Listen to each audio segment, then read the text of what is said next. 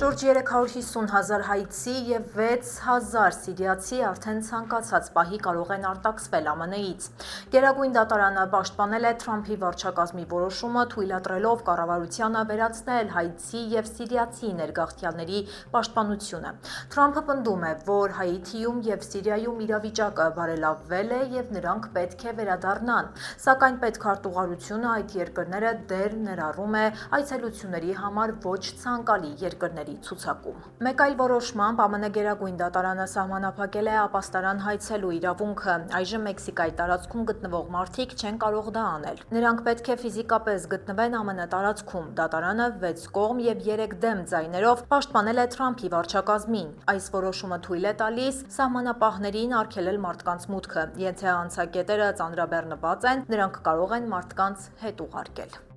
Կալիֆորնիա և Արիզոնա նահանգներում գործող վերաքննիչ դատարանը նախկինում դեմ էր արտահայտվել այս որոշմանը, բայց Գերագույն դատարանի որոշումն այժմ կառավարության օգտին է։ Իմիգրացիոն քաղաքականությունը դառնում է առավել խիստ։ Փորձագետները մտահոգություն ունեն, որ այս որոշումները կարող են ունենալ շատ ավելի լայն ազդեցություն, տարածվելով ներգաղթյալների ավելի մեծ խմբերի վրա։ Այժմ այն մասին, թե ինչ ենք պատմելու վայրկյաններ անց։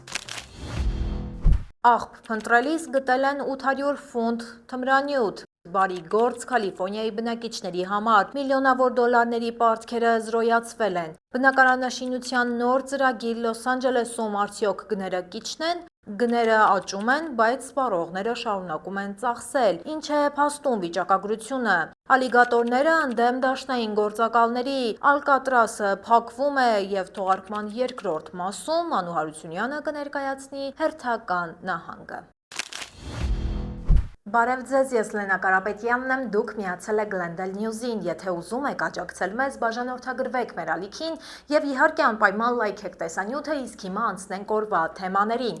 Լոս Անջելեսից ոչ հեռու Palmdale քաղաքում ոստիկանները հսկայական քանակությամբ թմրանյութ են գտել, ավելի քան 800 ֆունտ մեթամֆետամին։ Իրավապահները սա անվանել են քաղաքի պատմության ամենանշանավոր բռնագրավումներից մեկը։ Իրավապահները տարածք են այցելել անօրինական աղբ թափելու մասին ահազանգից հետո։ Զննության ընթացքում հայտնաբերվել են թմրամիջոցների արտադրության մասին վկայող նյութեր։ Հենց դա է լրացուցիչ ստուգումների պատճառ է դարձել, ինչի արդյունքում չօգտագործվող տարածքում գտնվել է թմրանյութի հսկայական պաշարը։ Վաշինգտոնի կենտրոնում գտնվող Լինքոլնի հուշահամալիրի լճակի հատակը կտրվել է սուր դանակով։ Այս մասին հայտնել է ազգային պարկերի ծառայությունը, վնասվել է 16 միլիոն դոլար արժողությամբ նորոգման ընթացքում տեղադրված մեկ կուսիչ շերտը։ Իշխանությունները պնդում են, որ դա վանդալիզմ է։ Ներքին գործերի նախարարությունը հայտնել է 7 ձերբակալության մասին։ Ձերբակալվածներից մեկը նախկին օլիմպիական մարզիկ է, նա ևս չի ընդունում իր մեղքը։ Ջուրը պետք է լինի վառ կապույտ ԱՄՆ անկախության օրվա համար, բայց հիմա լիճն ունի կանաչ երանգ և կեղտոտ հատակ։ Ազգային պարկերի ծառայությունը նախատեսում է հուլիսի 4-ից հետո լճակը դատարկել վերանորոգման նպատակով։ Լճակի ջուրը նախկինում պատվել էր կանաչ ջրիմուռներով, այժմ այն հիմնականում մաքրվել է հատուկ սարքերի շնորհիվ։ Թրամփի վարչակազմը ցանկանում է լճակը ներկել ամերիկյան դրոշի կապույտ գույնով։ Ծրագրի քննադատները պահանջում են դադարեցնել այս աշխատանքները, նրանք լճակի նորոգումը համարում են վատնում։ Փոստային քվեարկությունների գործով Թրամփը դատարանում պարտություն է կրել։ Դաշնային դատավորը կասեցրել է փոստով քվեարկության վերաբերյալ նախագահի հրամանագիրը, այն ճանաչելով հակասահմանադրական։ Թրամփը ցանկանում էր ստեղծել ընտրողների հատուկ դաշնային ցուցակներ։ Նա պահանջում էր փոստային ծառայություններով քվեաթերթիկներն ուղարկել միայն այդ ցուցակում առկա մարդկանց։ Փորձագետները կանխատեսել էին այս արգելքը։ ԱՄՆ սահմանադրության համաձայն ընտրությունները վերահսկում են նահանգները։ Թրամփը պնդում է, որ ընտրություններում լայնամասշտաբ կեղծիքներ են եղել, սակայն չի ներկայացրել համոզիչ փաստեր։ Ընտրական գործընթացների շուրջ լարվածությունը Ամերիկայում պահպանվում է։ Snapchat ընկերության ղեկավարը և իր կինը անակնկալ են մատուցել կալիֆորնիացիներին։ Նրանք նվիրաբերել են 550 միլիոն դոլար բնակիչների բժշկական պարտքերը մարելու համար։ Այս քայլը կօգնի նահանգի 261,000 ընտանիքի։ Բնակիչները կարիք չունեն ոչինչ անելու, նրանց պարտքերը ավտոմատ կերպով կչեղարկվեն։ Տուժածները հուլիսի կեսերից կստանան ծանուցման նամակներ։ Snapchat-ի հիմնադիրն ու նրա կինը հայտարարել են կենտրոնացումը պետք է լինի բուժման եւ սիրելի մարդկանց խնամքի վրա։ Կալիֆոռնիայի բնակչության 40%-ը ունի բժշկական պարտքեր, այն հաճախ դառնում է սնանկացման պատճառ, ամենամեծ ազդեցությունը կլինի Սան Դիեգո շրջանում։ Այստեղ 40,000 մարդ կազատվի $99 միլիոն պարտքից։ Լոս Անջելեսի շրջանում օգնություն կստանա 17,466 մարդ։ Ընդհանուր մարված գումարը այստեղ կկազմի $26.7 միլիոն։ Լոս Անջելեսի քաղաքային խորհուրդը հաստատել է նոր կանոնակարգ, թույլ տալով կառուցել բազմաբնակարանային շենքեր հանրային տրանսպորտի կանգառների մերձակայքում։ Նախկինում այդ տարածքներում շենքեր կառուցելն արգելված էր։ Նախագիծը դեռ պետք է ստանա քաղաքապետ Բասի հաստատումը, նախկինում նա դեմ էր արտահայտվել նմանատիպ փոփոխություններին։ Քաղաքը փորձում է հավասարակշռել տրանսպորտային հասանելիությունը եւ բնակարանային կարիքները։ Ինչպես ԱՄՆ գրեթե բոլոր տարածքներում, Լոս Անջելեսում եւս բնակարանային հարցը մնում է առաջնային թեմաներից մեկը։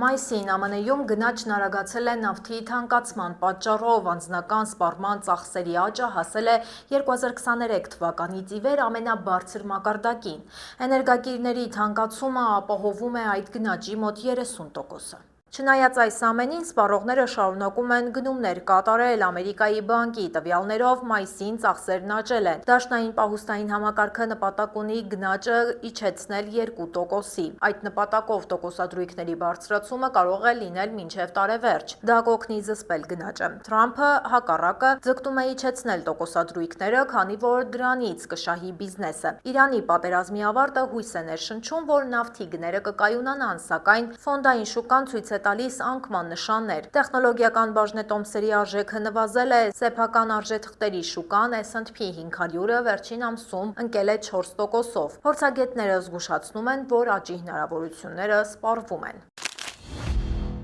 Ներգաղթյալների կալանավայրերում ահվան դեպքերն աճել են, թվերն այնքան մտահոգիչ են, որ ներքին անվտանգության նախարարության տեսուչները խոստացել են հատուկ ստուգում սկսել։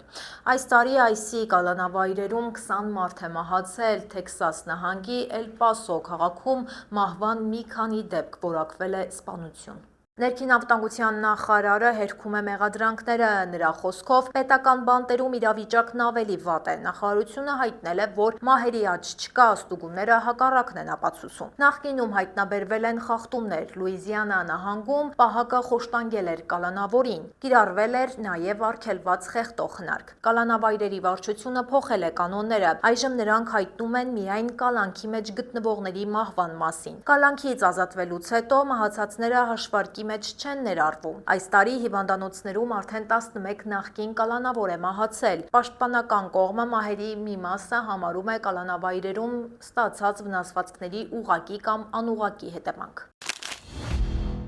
Լոս Անջելեսի Pacific Palisades սրդեհի գործով երթվյալները փակուղու մեջ են։ Նրանք չեն կարողանում միաձայն որոշում կայացնել 30-ամյա տղամարդուն մեղավոր ճանաչելու հարցում։ Գործով դատախազները պնդում են, որ հենց նա է սկսել հրդեհը։ Հրդեհը տեղի է ունեցել 2025 թվականի հունվարին։ Այստեղ աղետը ոչնչացրել է շուրջ 6800 շինություն։ Տղամարդը Uber-ի նախկին վարորդ է, ներկայացված մեղադրանքով նրան սպառնում է մինչև 45 տարվա բանտարկություն։ Պաշտպանը պնդում է, ապացույցներ չկան, որ հրդեհը հենց նա է սկսել։ Պաշտպանական կողմը փաստեր է բերում, որ հրդեհը այլ մարդկանց կողմից իրականացված հրավառությունից է սկսվել։ Տղամարդը ինքն է զանգահարել 911 ծառայություն ծագած հրդեհի մասին տեղեկացնելու համար։ Ի դեպ, դա նաև մեղադրյալի զանգերի պատմությունն է ապացուցում, դատը շարունակվում է։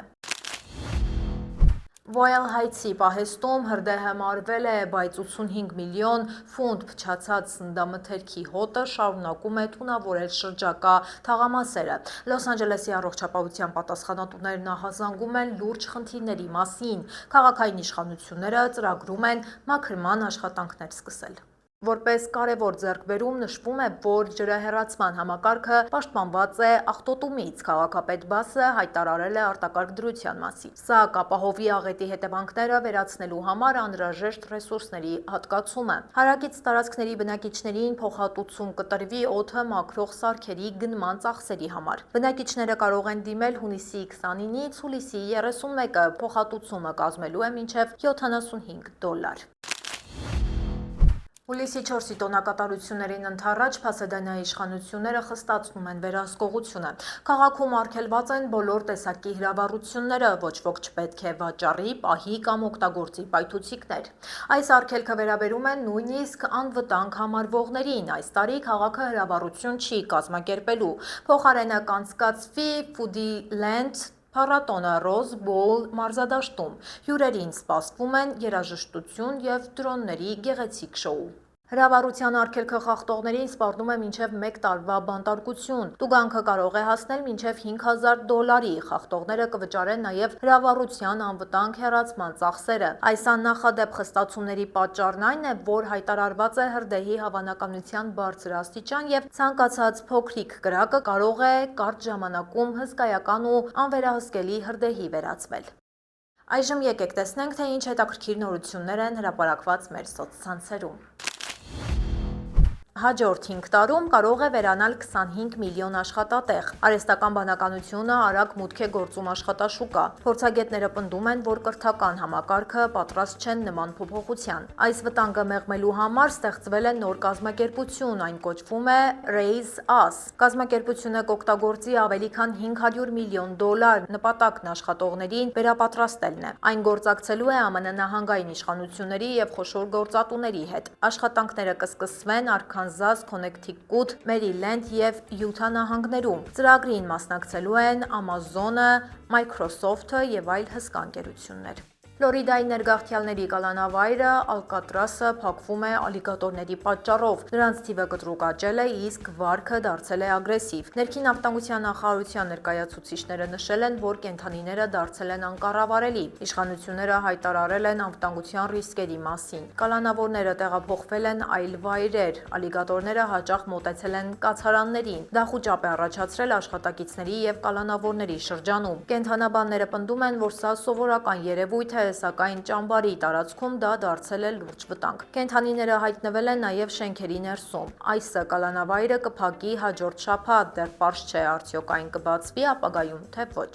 Սեպտեմբերի 18-ից 20-ը Լոս Անջելեսից ոչ հեռու տեղի կունենա բնիկ ամերիկացիների երրորդյա մեծամասշտաբ փառատոնը, որտեղ կներկայացվեն ավանդական կերակրատեսակներ, արհեստագործական իրեր։ Փառատոնին կմասնակցեն ավելի քան 1000 պարողներ եւ թմբկահարներ։ Հոբելյանական տարվա եւ մասնակիցների մեծ թվի շնորհիվ այս միջոցառումը կլինի տարածաշրջանի ամենանշանակալի մշակութային իրադարձություններից մեկը, որը հիմնված է ավանդույթների, համայնքի եւ բնիկ ժողովուրդների արվեստի ու ինքնության հանրահռչակման վրա։ Միջոցառումը կկայանա Սան Բերնարդինոյի ֆուտբոլի դաշտում, մուտքն ազատ է։ Ես ձեզ հրաժեշտ եմ տալիս, իսկ Մանու Հարությունյանը ձեզ կպատմի հերթական նահանգի մասին։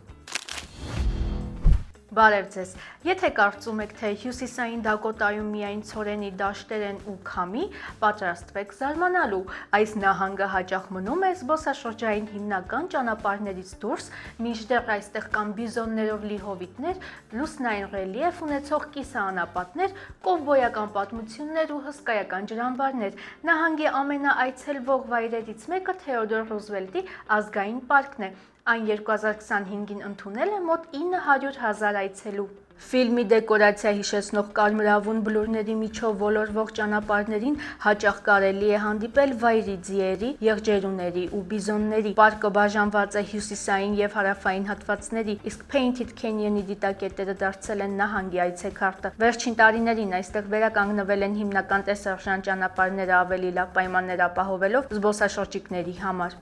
Հյուսիսային Դակոտայի երկրորդ մեծ զբոսաշրջային կենտրոնը Սակակավեա լիճն է։ Սա Միսսուրի գետի վրա ստեղծված հսկայական ջրամբար է, ավելի քան 2400 կիլոմետր ափագծով։ Տարվա ընթացքում լճի շրջակայքի պետական պարկերն ու հանգստի գոտիները միասին ընդունում են 100 հազարավոր այցելուների։ Այստեղ մարդիկ գալիս են նավարկելու, ձուկ որսալու կամ պարզապես մայրամուտը դիտելու համար։ Ամռանը Սակակավեան հիշեցնում է ծովափնյա հանգստավայր։ Ջրի վրա կարելի է տեսնել առագաստանավեր ու արագընթաց մոտորանավակներ։ Լճի արևելյան հատվածում գտնվող Lake Sakakavea State Park-ը հայտնի է իր ճամբարային հանգստով։ Այստեղ է ԱՄՆ-ի ամենաերկար արշավային երթուղիներից մեկի North Country Trail-ի արևմտյան վերջնակետը։